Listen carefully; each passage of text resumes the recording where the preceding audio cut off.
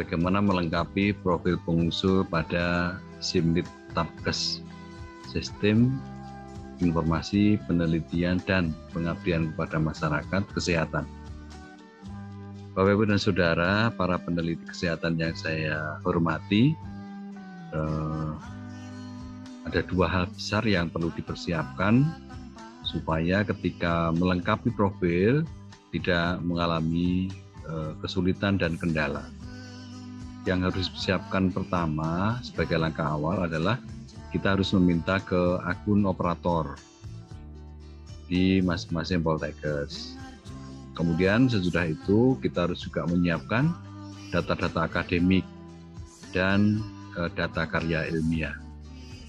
Mengapa perlu minta akun ke operator? Karena ada 3 subjek yang ada di masing-masing Poltekkes, yaitu peran sebagai Kapus BPM, kemudian peran sebagai admin SIMLIT Tabkes, kemudian yang ketiga adalah peran sebagai operator SIMLIT Tabkes. 3 peran itu yang ada di masing-masing Poltekkes. Kemudian sedangkan data-data akademik yang harus disiapkan adalah data tentang Sinta, ID Sinta, kemudian link Sinta, itu harus kita siapkan. Sedangkan data karya ilmiah ini ada 4 hal besar yang harus kita siapkan, Bapak Ibu. Yang pertama adalah jurnal, kemudian proceeding, buku, dan karya intelektual. Kita siapkan dulu, kita kumpulkan dulu, syukur menjadi 1 lembar di Word begitu, supaya kita lebih mudah untuk melakukan copy paste di SIMLIT Tabkes, yaitu di unggahan profil pengusul. Karena ini bisa menjadi kendala ketika kita tidak menyiapkan, harus mencari-cari dan seterusnya. Tentu memakan waktu. Ini yang langkah awal. Jadi dari 2 hal besar itu, yang pertama adalah langkah-langkah awal ini. Kemudian yang kedua adalah terkait dengan sistem lain yang terkait dengan SIMLIT Tabkes, yaitu terkait dengan sistem yang ada di PD Dikti dan sistem yang ada di Sinta. PD Dikti dan Sinta. Mengapa ini penting? Karena SIMLIT Tabkes itu datanya diambil dan disinkronisasi dengan data yang ada di PD Dikti maupun di Sinta. Oleh karena itu bisa dipahami dengan demikian, jika data kita di Sinta dan PD Dikti tidak sinkron, maka ada potensi, ada risiko bahwa data di SIMLIT Tabkes pun tidak bisa atau belum update. Karena itu perlu melakukan update. Nah, tentu kita perlu mengupdate data sendiri di sistem PD Dikti, kemudian demikian juga di Sinta. Jika memang belum update, bisa menghubungi operator Sinta di masing-masing Poltekkes. 2 hal itu yang perlu dipersiapkan, 2 hal besar itu, untuk menuju ke bagaimana kita melengkapi profil pengusul. Bapak Ibu, ada 2 hal besar yang perlu dilakukan di dalam mengusulkan usulan proposal penelitian melalui sistem informasi ini. Yang pertama adalah profil pengusul, kemudian yang kedua adalah konten dari esensi penelitian itu sendiri. Nah, yang akan kita bicarakan kali ini adalah terkait dengan bagaimana melengkapi profil pengusul. Pengusulan penelitian melalui SIMLIT Tabkes itu tata caranya ada kurang lebih minimal ada 6 langkah yang harus kita pahami dari dosen atau pengusul di dalam mengusulkan penelitian. Yang pertama, dosen atau pengusul harus login dulu melalui SIMLIT Tabkes. Setelah login, kemudian mengisi identitas pengusul yang kali ini akan kita perbincangkan. Baik itu ketua maupun anggota pengusul, yaitu identitas usulan. Mengapa ini penting? Karena ini adalah menjadi landasan atau menjadi fondasi ketika di dalam proses pengusulan proposal penelitian. Kemudian yang ketiga adalah mengisi substansi usulan. Substansi itu mulai dari ringkasan, latar belakang, tujuan pusaka sampai dengan persetujuan atau pernyataan mitra. Ini langkah ketiga. Kemudian langkah keempat adalah perlu adanya persetujuan dari anggota peneliti.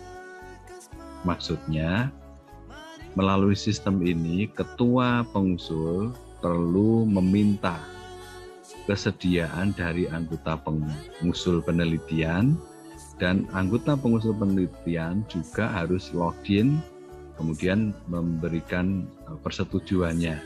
Nanti kita akan bicarakan secara tersendiri. Kemudian sesudah ada persetujuan dari anggota peneliti, maka langkah selanjutnya adalah adanya approve atau persetujuan. Langkah kelima adalah langkah persetujuan dari Kepala Pusat PPM, karena ini adalah salah satu subjek yang ada di sistem di Poltekkes ini yang berperan di dalam memberikan penugasan dan plotting reviewer. Jadi Bapak Ibu, penugasan dan plotting reviewer itu ada di masing-masing Poltekkes, yang mana ini adalah peran dari pengelola. Dalam hal ini adalah peran Kapus BPM. Kemudian sudah melakukan penugasan dan plotting reviewer, langkah selanjutnya ada di masing-masing reviewer, yaitu ada reviewer 1 dan reviewer 2 yang akan menilai baik itu penilaian atau seleksi secara administrasi maupun seleksi secara konten. Nah, artinya seleksi konten dan seleksi administrasi itu ada di reviewer yang ditunjuk oleh atau diplotting oleh Kapus BPM. Terkait dengan pengusulan penelitian melalui Sinlittabkes itu yang akan kita bicarakan saat ini, di mana ini adalah pengusulan profil pengusul. Sesudah login, kemudian mengisi identitas ketua maupun identitas pengusul anggota atau identitas usulan, maka langkah pertama pengisian profil dimulai. Untuk login ke Sinlittabkes ini, sesudah Bapak Ibu mendapatkan akun dari operator di masing-masing Poltekkes, maka bisa diketikkan di sini username-nya. Username-nya diketik, kemudian ketikkan juga password-nya. Kemudian biasanya ada notifikasi seperti ini, ada penjumlahan, ya kita tinggal isi aja.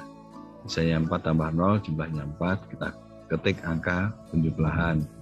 Kemudian kita login. Gitu. Ini alamat sistem informasinya, Sinlittabkesnya ada di ini. Bapak Ibu tinggal mengetik ini di browser. Kemudian sesudah klik login, langkah selanjutnya kita akan menemui jendela seperti ini.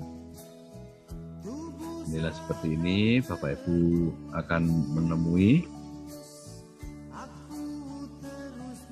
Kemudian langkah selanjutnya adalah ini kita melakukan updating atau melakukan update data yang ada di identitas personal. Langkahnya untuk update identitas personal ini di sini ada jendela untuk bisa melakukan edit foto profil. Jadi Bapak Ibu bisa mengupdate fotonya atau menambahkan foto yang belum ada atau mengubah fotonya sehingga tampilannya bisa menjadi lebih keren. Tuh, caranya kita klik di sini di edit foto profil ini. Sesudah kita klik akan muncul jendela seperti ini. Choose file. Jadi kita diminta untuk memilih foto profil mana. Tentu kita perlu menyiapkan. Sesudah kita klik, kemudian kita pilih foto mana yang sudah kita siapkan. Kemudian kita klik unggah. Sekali lagi untuk mengunggah ini supaya dapat, atau jika ada kesulitan maka kita perlu perhatikan ini ekstensinya adalah JPG, JPEG dan PNG. Jika ekstensinya tidak ini, maka ada kemungkinan foto profil yang kita upload itu menjadi tidak bisa terupload.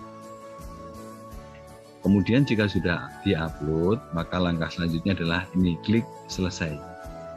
Jika sudah klik selesai, maka tampilannya akan seperti ini. Nah, foto kita sudah terpajang di sini, terpampang di sini. Sesudah foto kita sudah terpampang di sini, kalau kita misalnya fotonya kok jelek atau kurang bagus, begitu kita bisa edit juga di sini, ya. Nah, ini klik edit untuk update. Kita bisa mengganti dengan foto yang lain.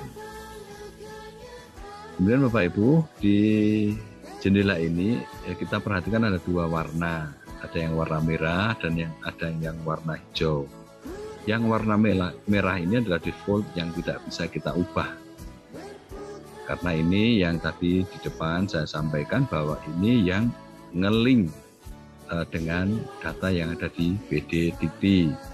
Ini masalah sering terjadi di sini. Misalnya jenjang pendidikannya sudah S3 tapi masih terpampang S2.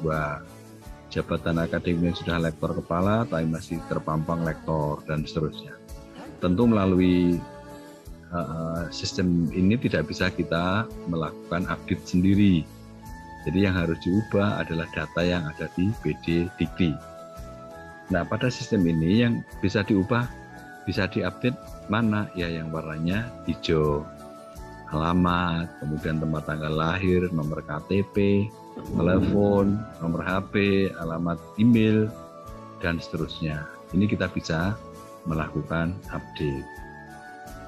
Nah, siapa yang melakukan update? Ya tentu dosen itu sendiri yang bersangkutan. Kemudian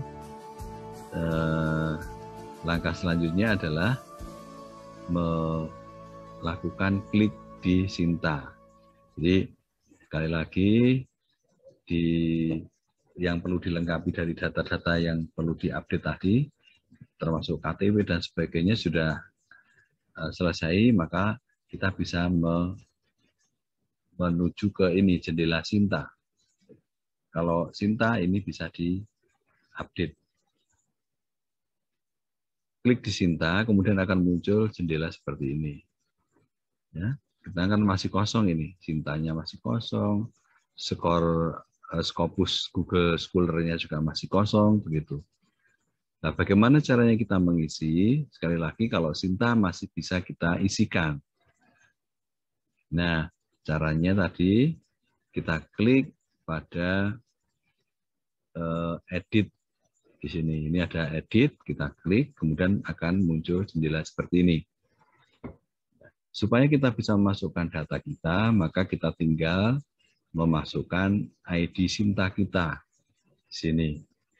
Misalnya Sinta kita sekian atau nomornya ini, kemudian tuliskan di sini, kemudian kita klik cek di sini, cek gitu.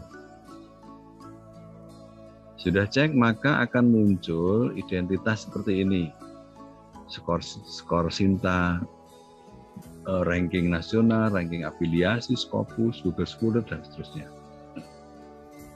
Jika ini sudah, maka langkah selanjutnya adalah klik simpan. Klik simpan, sudah diklik simpan, maka akan muncul konfirmasi. Anda yakin akan menyimpan ID Sinta ini untuk identitas Sinta Anda? Jika iya, maka klik simpan. Jika Bapak Ibu yakin bahwa ini benar, maka klik simpan. Jika salah, ada kesempatan untuk melakukan revisi di batal. Ya baik, kita simpan karena sudah benar. Nah, akan muncul identitas tentang Sinta kita. Skor Sinta, Scopus ID, Google Scholar akan muncul di sini. Jika terasa kok tidak benar, bagaimana? Kita bisa edit lagi di sini. Klik edit. Sekali lagi, ini sama dengan seperti data yang ada di PD Dikti, kita tidak bisa menuliskan dengan sendirinya. Karena apa? Karena data Sinta ini nge-link dengan data Sinta yang ada di di operator Sinta. Karena itu jika tidak sesuai, maka Bapak Ibu bisa meminta tolong ke operator Sinta di Poltekkes untuk melakukan update Sinta. Demikian. Jika sudah benar, maka informasi ini dapat disinkronkan. Ya. Kemudian sesudah sinkron, langkah selanjutnya adalah klik di penelitian. Bapak Ibu tidak bisa melakukan update data atau memasukkan penelitian yang sudah pernah kita lakukan. Demikian juga pengabdian. Pengabdian juga tidak bisa kita isikan karena ini sudah secara otomatis akan terisi sendiri saat kita mengusulkan dan mendapatkan pendanaan penelitian maupun pendanaan pengabdian masyarakat. Artinya jika sampai sekarang kita belum mendapatkan atau belum mengusulkan dan mendapatkan pendanaan, maka data di penelitian dan pengabdian ini masih kosong. Tentu tidak bisa kita edit sendiri. Maksudnya begitu. Baik, karena ini tidak bisa kita edit, kita update, maka kita masuk ke artikel. Ya, kita klik di artikel ini, kemudian akan muncul jendela kosong. Ya, baik, ini mulai artikel, proceeding, kemudian karya intelektual dan buku, semua tampilannya sama. Akan terlihat ada tampilan ketika klik pertama kali, maka belum ada data. Nah, langkah selanjutnya apa? Bagaimana untuk melakukan update artikel atau menambahkan artikel? Caranya dengan cara mengklik plus data baru. Nah, ini yang mengisi adalah dosen pengusul sendiri. Kita klik data baru, kemudian akan muncul jendela seperti ini. Data artikel jurnal, judul jurnal, nama jurnal, kemudian jenis publikasi, apakah internasional atau nasional, dan seterusnya. Kemudian peran di dalam jurnal itu kita sebagai apa? Apakah corresponding author atau first author dan seterusnya. Kemudian dimasukkan juga tahun publikasi, isu atau volume, kemudian nomor dan URL artikel. URL artikel ini Bapak Ibu bisa mendapatkan dari jurnal yang ada artikelnya Bapak Ibu. Kemudian di sana kita bisa copy untuk URL-nya. Sedemikian sehingga ketika reviewer ingin melihat secara detail jurnal yang Bapak Ibu upload di sini, maka tinggal ngeklik URL artikel yang Bapak Ibu tampilkan di sini. Kemudian isikan ISSN-nya. Sudah diisikan ISSN-nya, kemudian sudah lengkap, kita klik unggah di sini. Klik unggah. Nah, sudah diklik unggah, maka tampilannya akan berubah. Tampilannya akan seperti ini.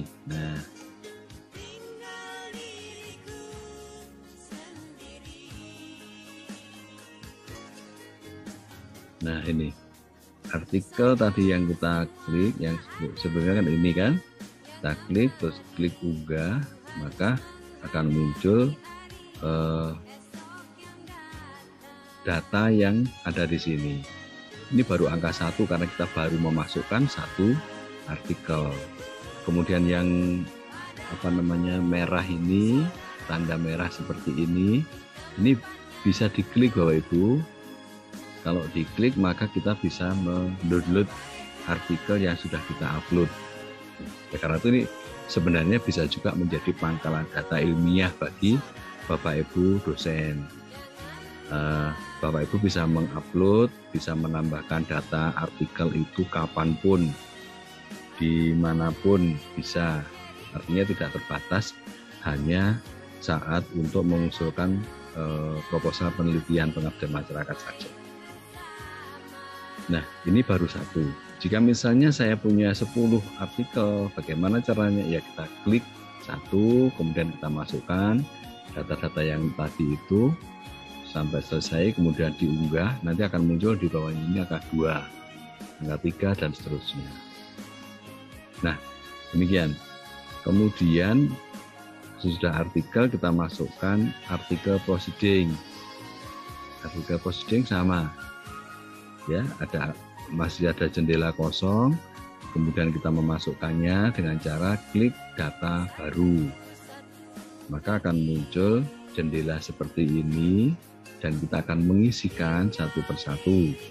Mulai judul, kemudian nama proceedingnya, kemudian tahun proceeding kapan, penulis keberapa atau perannya sebagai apa, volume, nomor, ISBN atau ISSN, ini juga harus ada, proceeding yang bagus harus ada ini. Kemudian URL-nya, ya URL-nya jangan lupa di copy, kemudian dipastekan di sini. Kemudian jenis proceeding, apakah terindeks atau tidak diketahui atau tidak terindeks. Kemudian Bapak Ibu sesudah lengkap, maka kita unggah. Kita unggah di sini. Jadi ada permintaan untuk mengunggah, mengupload dari proceeding yang sudah kita download. Kita download, kita taruh di satu file, kemudian kita upload di sini. Kita unggah. Ya, kemudian kita klik unggah. Nah, kemudian sesudah diklik unggah akan muncul artikel proceeding Bapak Ibu di jendela ini. Ini tentu angka 1 karena kita baru memasukkan 1 artikel proceeding. Jika ingin menambah, bagaimana caranya? Kita tinggal ngeklik plus data baru. Kemudian akan memasukkan mulai judul, nama proceeding, dan seterusnya. Jika sudah sampai mengupload, maka klik unggah. Kemudian akan muncul di sini nomor 2, nomor 3, dan seterusnya di bawah angka 1 ini. Nah, jika sesudah saya masukkan misalnya ada 20 proceeding, ternyata kok ini double. Maka bagaimana caranya? Ya tinggal klik hapus ini. Dihapus, kemudian diklik. Ya. Jika sudah, langkah berikutnya, jadi kita sudah mengupdate identitas personal, sudah memasukkan Sinta, kemudian artikel jurnal, artikel proceeding. Langkah selanjutnya adalah karya intelektual. Kita klik di sini, karya intelektual. Akan muncul sama, data masih kosong. Buku juga begitu. Ya. Nah, kemudian data intelektual yang kosong ini kita bisa isikan. Ya, mulai dari judulnya apa, kemudian jenis kekayaan intelektual apa, apakah paten, merek dagang, atau kekayaan intelektual, dan seterusnya. Kemudian diketik atau dipilih juga tahun. Ini tinggal pilih tahun, kemudian nomor pendaftaran, status, nomor HKI, URL jangan lupa. Nanti mungkin jika ada kesempatan kita belajar bersama caranya untuk bikin URL. Jadi misalnya Bapak Ibu punya HKI, hak cipta, itu kemudian di-download, taruh di satu file, kemudian masukkan di kalau saya lebih suka di email gitu ya, email, kemudian kita bikin link, kita bikinkan URL, kita pastekan di sini. Demikian juga file yang tadi kita sudah download itu kita unggah di unggah dokumen. Jika sudah diunggah dokumen, maka langkah selanjutnya adalah simpan di sini. Jangan lupa setiap selesai unggah, simpan. Unggah, simpan gitu ya. Demikian juga yang tadi yang posting dan artikel jurnal. Simpan, maka kita masuk ke seperti ini tampilannya. Ya. Kalau merah seperti ini, kita bisa klik untuk download. Jika mau menambahkan, ya tinggal tambahkan ini plus data baru, ada nomor 2, 3, dan seterusnya. Sampai sejumlah karya intelektual kita. Bapak Ibu, di sini data ini bisa tidak harus sekaligus diisi. Artinya ketika misalnya, saya hari ini ada artikel baru atau mempunyai karya intelektual baru, Bapak Ibu bisa langsung menambahkan di sini. Bisa juga menyimpan dan juga nanti bisa mendownload. Seperti itu. Ini menurut saya keunggulan dari sistem ini karena sekaligus menyimpan semua berkas data artikel karya ilmiah kita. Jika sudah, maka langkah selanjutnya adalah mengisi buku. Sebagai dosen tentu kita sudah punya buku yang bersama-sama kita ciptakan, gitu. Misalnya buku monograf, buku referensi, kemudian buku ajar dan seterusnya. Nah, ini masih kosong. Bapak Ibu bisa mengisi dengan cara ngeklik data baru. Muncul jendela seperti ini, Bapak Ibu tinggal mengisikan judulnya, tahunnya, ISBN-nya, jumlah halaman, nama penerbit, kemudian URL-nya, penerbit, Suralaya, dan seterusnya. Kemudian diunggah. Bukunya diunggah di sini. Karena buku yang sekarang ini semuanya ada e-booknya. Nah, pertanyaan adalah, kalau sebelum tahun 2017 itu kan belum ada e-book. Bagaimana caranya? Ya minimal di-upload cover setnya. Cover set itu mulai dari halaman depan, yang ada ISBN-nya, ada pengarangnya, Bapak Ibu namanya disebut di situ. Kemudian kata pengantar, daftar isi, dan seterusnya. Memang tidak perlu semuanya. Jika semuanya ya boleh-boleh saja. Demikian. Jika sudah satu buku kita masukkan dengan lengkap, kita teliti lagi. Jika sudah kita klik simpan, klik simpan. Nah, akan muncul seperti ini. Identitas buku yang sudah kita masukkan. Ya. Dan jika kita ingin menambahkan data bagaimana ya tinggal ngeklik data baru. Klik akan muncul buku berikutnya. Nomor 2, nomor 3, dan seterusnya. Itu yang bisa kita bicarakan hari ini di dalam mengupdate usulan atau identitas pengusul. Ya, mengupdate identitas pengusul. Langkah ini perlu dilakukan sebagai langkah awal sebelum kita mengusulkan konten penelitian kita yang akan kita persiapkan di sebuah lembar tersendiri. Terima kasih atas perhatian Bapak Ibu semuanya. Sesuatu yang baru memang perlu effort luar biasa. Tapi ini saya kira banyak hal baru, hal positif yang bisa kita ambil sebenarnya. Karena kita bisa menyimpan data-data ilmiah pribadi kita di sini. Terima kasih. Salam sehat, salam tangguh, salam kemanusiaan.